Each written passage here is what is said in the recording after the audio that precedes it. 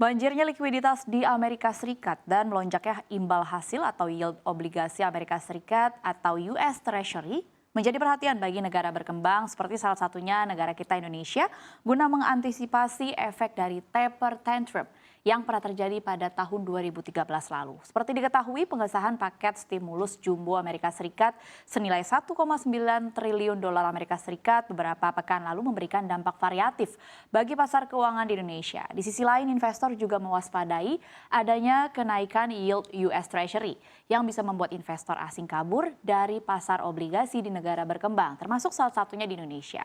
Ada isu yang berkembang bahwa kondisi taper tantrum yang terjadi pada 2013 lalu ditakutkan akan kembali terulang. Saat itu dana yang tadinya bertengger di dalam negeri mendadak kembali ke Amerika Serikat seiring dengan kenaikan imbal hasil bon Amerika Serikat. Rupiah dalam waktu seketika anjlok dan ekonomi Indonesia pun tumbuh semakin melambat. Lantas apa sebetulnya taper tantrum dan apa dampaknya bagi nilai tukar rupiah dan juga perekonomian di Indonesia? Mari simak ulasannya dalam keganasan The Fed mulai telan korban. Ya, sebelum kita masuk soal apa sih penjelasan dari taper tantrum ini, kita lihat dulu nih kebijakan moneter The Fed ke belakang, terutama sejak tahun 2019 hingga 2021 yakni pada saat pandemi, di mana The Fed cenderung menurunkan tingkat suku bunganya. Kalau kita lihat pada tahun 2019, ini memang The Fed cenderung menurunkan suku bunganya yakni 3 kali, yakni pada Agustus, 31 Juli 2019, kemudian pada September dan juga Oktober, yakni masing-masing sebesar 25 basis poin. Nah, saat itu The Fed menurunkan suku bunga acuannya, kondisinya lantaran memang tingkat inflasi berada di bawah target 2%. Selain itu, pada 2019 kondisinya Amerika Serikat juga tengah terlibat perang dagang dengan China. Lalu kalau kita lihat pada 2020, The Fed lewat Fed Fund Rate ini juga diturunkan lagi sebanyak 50 basis poin, yakni pada Maret 2020 begitu. Dan kembali dipangkas lagi sebanyak 100 basis poin, yakni pada 16 Maret 2020 hingga ke level 0 hingga 0,25%. Dan The Fed ini memang terus menjaga tingkat suku bunga acuannya di kisaran rendah hingga Desember 2021. Dan hal ini seiring dengan negara Paman Sam yang juga tengah menghadapi tantangan ekonomi dari mewabahnya kasus virus COVID-19 yang menyerang di seluruh negara. Kemudian The Fed terpantau mulai menaikkan suku bunga acuannya lagi untuk pertama kalinya pada saat pandemi ini, yakni pada Maret 2022 begitu, yakni sebesar 25 basis poin ke kisaran 0,25 hingga 0,5%. Kenaikan ini awal mula dari kebijakan agresif The Fed hingga saat ini. Di tengah inflasi Amerika Serikat yang seperti kita ketahui terus memanas, jauh di atas target 2%. Sejak Maret 2022, The Fed telah menaikkan suku bunga acuannya, yakni sebanyak 8 kali. Dan dengan total kenaikan sebesar 450 basis poin. Ke level yang terakhir yakni pada tanggal 1 Februari 2023, FOMC mengumumkan level suku bunga Amerika Serikat pada level 4,5 hingga 4,75 basis poin. Itu tadi normalisasi kebijakan The Fed terhadap tingkat suku bunga selama pandemi. Selain itu, kalau kita lihat juga The Fed juga melakukan pembelian obligasi dengan jumlah yang sangat besar selama pandemi COVID-19 dan mulai membatasi pembelian obligasinya lagi setelah kembali memperketat kebijakan suku bunga itu tadi. Kita lihat ke slide selanjutnya. Nah, normalisasi kebijakan moneter The Fed ini dilakukan untuk mencegah inflasi yang terlalu tinggi dan juga menjaga stabilitas ekonomi jangka panjang tujuannya. Namun normalisasi kebijakan suku bunga The Fed seperti yang dilakukan pada saat dan juga pasca pandemi dapat memiliki efek domino yang signifikan pemirsa pada perbankan dan juga perekonomian global. Dampak yang terjadi yang pertama adalah pada risiko kredit, yakni di mana normalisasi suku bunga dapat mempengaruhi kemampuan nasabah untuk membayar kembali pinjaman yang dapat meningkatkan risiko kredit bank.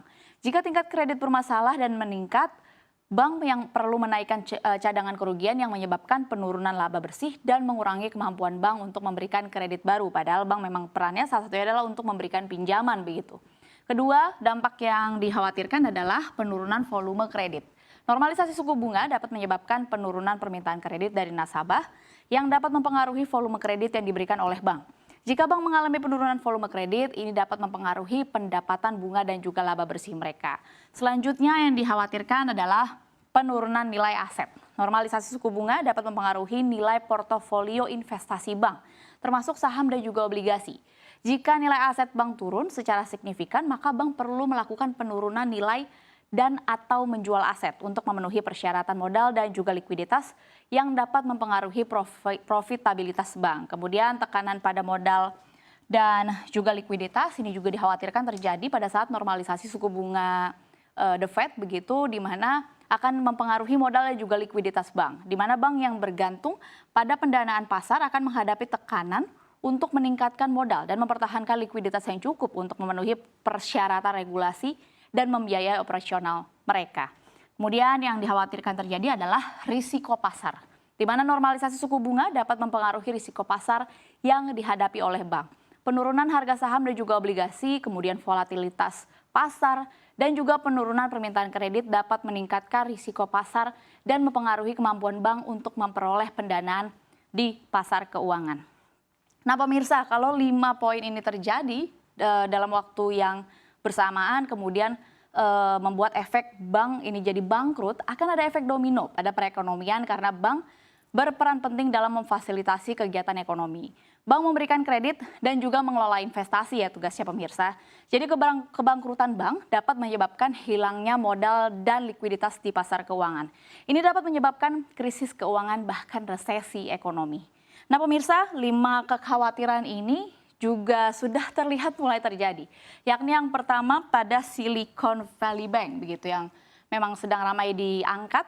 Yang pertama kali angkat tangan perbankan besar karena tidak tahan atas kenaikan suku bunga The Fed ini karena para deposan yang didominasi oleh perusahaan teknologi dan juga perawatan kesehatan menarik asetnya secara serentak senilai 42 miliar dolar Amerika Serikat dari SVB. Nggak berhenti di situ saja pemirsa, Departemen Keuangan Amerika Serikat dan juga regulator bank ini akhirnya menutup Signature Bank. Signature Bank karena alasan risiko sistemik. Kebangkrutan Signature Bank ini juga menjadi yang terbesar ketiga dalam sejarah perbankan. Kondisi serupa juga menyeret Credit Suisse. Meski memang sampai saat ini belum dinyatakan bangkrut, raksasa perbankan ini kehilangan hampir seperempat nilainya pada Rabu 15 Maret 2023 lalu. Runtuhnya Silicon Bank dan juga Signature Bank adalah faktor yang memukul paling parah saham keuangan Eropa dan berdampak dramatis terhadap Credit Suisse dalam perdagangan kemarin. Tapi sebenarnya fenomena ini bukan pertama kali saja. Memang cukup dramatis ya pemirsa kalau dipaparkan seperti itu, ada 3 bank yang terdampak. Namun ini bukan pertama kali saja. Kalau kita lihat ke sejarahnya, ini sudah pernah terjadi secara historis, yakni pada tahun 2008 hingga tahun 2015. Di mana The Fed ini juga sempat memangkas suku bunganya, ini sebagai respons terhadap ketidakstabilan pasar keuangan global dan krisis perumahan di Amerika Serikat. Tercatat kalau dari data, Fed Fund Rate diturunkan sebanyak 7 kali. Ini sebanyak 7 kali pemirsa, dan total penurunannya adalah hingga 425 basis poin pada saat itu. Dan memang adapun pada akhir 2008, The Fed untuk pertama kalinya dalam sejarah memangkas suku bunga acuannya menjadi 0 hingga 0,25%. Dan The Fed juga menurunkan suku bunga 75 basis poin hingga 100 basis poin begitu, hingga ke level 0 hingga 0,25%. Tujuannya adalah untuk membantu ekonomi Amerika Serikat mengatasi dampak krisis keuangan global pada saat itu. Ini adalah suku bunga terendah dalam sejarah The Fed.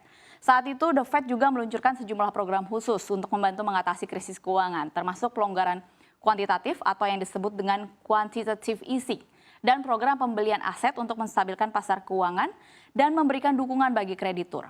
Program-program ini membantu menstabilkan pasar keuangan meskipun dampaknya memang tidak langsung terasa di sektor ekonomi real.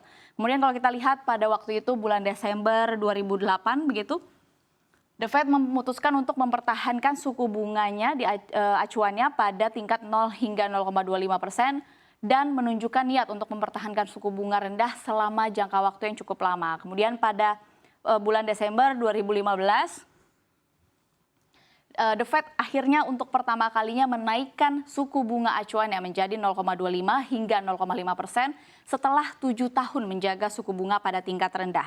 Alasan dibalik kenaikan suku bunga ini pada saat itu adalah karena ekonomi Amerika Serikat sudah dinilai mulai pulih dan juga tumbuh dengan stabil. The Fed ingin mengambil tindakan pencegahan terhadap potensi inflasi tentunya seperti yang saat ini sedang terjadi. Selain itu, The Fed juga ingin memperkuat posisi mereka dalam menghadapi kemungkinan krisis keuangan di masa depan. Lalu, kalau kita lihat dari historis, apakah keputusan ekstrim dari The Fed ini berjalan tanpa konsekuensi? Oh, jelas tidak, pemirsa. Kalau kita lihat di slide selanjutnya, ketika The Fed mengumumkan niatnya pada saat itu untuk menaikkan suku bunga, yakni pengumumannya sekitar tahun 2013, terjadi apa yang disebut dengan fenomena taper tantrum. Taper tantrum adalah istilah yang digunakan untuk menggambarkan reaksi pasar yang sangat dramatis terhadap kebijakan The Fed untuk mengurangi program pembelian aset mereka. Saat itu The Fed telah melakukan pembelian aset senilai triliunan dolar dalam upaya untuk memberikan stimulus kepada ekonomi Amerika Serikat seperti yang saat ini dilakukan. Namun The Fed kemudian memutuskan untuk mengurangi program pembelian aset tersebut dan inilah kondisi yang sering disebut dengan tapering sebagai bagian dari upayanya untuk memperkuat ekonomi Amerika Serikat dan menghindari potensi inflasi. Taper tantrum terjadi ketika pasar keuangan merespons negatif terhadap keputusan The Fed tersebut. Pasar saham, kemudian obligasi, dan juga mata uang akhirnya mengalami fluktuasi yang signifikan. Lalu akhirnya banyak investor dan juga pedagang yang merasa khawatir tentang dampak kebijakan moneter tersebut kepada perekonomian global. Efek dari taper tantrum dapat dirasakan di banyak negara, termasuk pada saat itu di Indonesia. Pasar keuangan Indonesia saat itu turun tajam, terutama karena para investor asing mulai menarik modal mereka dari pasar saham Indonesia. Hal ini menyebabkan IHSG turun hingga 10 bahkan 25% dalam waktu yang singkat. Namun efek taper tantrum tidak hanya terbatas di pasar keuangan saja, pemirsa. Dampaknya juga bisa dirasakan pada saat itu di sektor real, di mana seperti penurunan pertumbuhan ekonomi dan pengurangan lapangan kerja. Di akhir Mei 2013, kurs rupiah berada di level 9 ribuan per dolar Amerika Serikat. Kemudian karena dampak kondisi ini, pada 29 September 2015 menyentuh level terlemah di 14.730 rupiah per dolar Amerika Serikat. Artinya terjadi pelemahan lebih dari 50%. Pelemahan nilai tukar rupiah kala itu menyebabkan naiknya harga impor, terutama bahan baku dan juga energi, yang berdampak pada kenaikan harga produk-produk konsumen. Selain itu, bunga pinjaman juga mengalami kenaikan yang mempengaruhi investasi dan juga bisnis di Indonesia.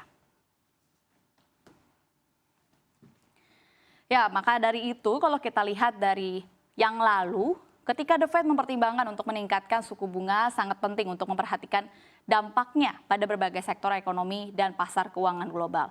Dalam hal ini, meskipun kalau kita lihat Gubernur Bank Indonesia Peri Warjio juga sudah menyatakan bahwa Indonesia memang masih belum terdampak dari fenomena kejatuhan bank-bank besar ini, namun ada baiknya kita tetap perlu mempersiapkan diri dengan baik, pemirsa, baik dari segi kebijakan fiskal dan juga moneter, maupun dalam menjaga stabilitas pasar keuangan dan juga investasi. Upaya ini penting dilakukan untuk mengurangi dampak negatif dan memanfaatkan peluang yang muncul dalam kondisi atau skenario tersebut.